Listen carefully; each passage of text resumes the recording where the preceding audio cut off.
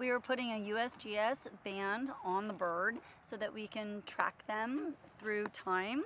So we had a bird today that we banded that was 4 years old, so we know we banded that bird here 4 years ago. So it's a metal band that goes on their leg, and it has a unique identifying number that is associated with that bird that I report to the USGS. How's that feel on there? It might be a little loose. And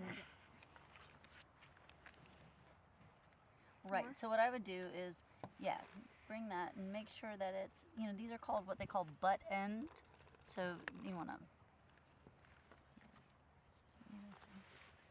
see how much better that is? Mm-hmm. Right, so we're also recording as much data about the bird as possible. The species of the bird, the sex of the bird, if we know if it's a male or female, how old the bird is, if it's a young bird or an old bird. This bird we were able to tell because of that crown, because of the plumage, we were able to say that it was a after second year or an older male bird. And then we take a weight and a wing measurement as well.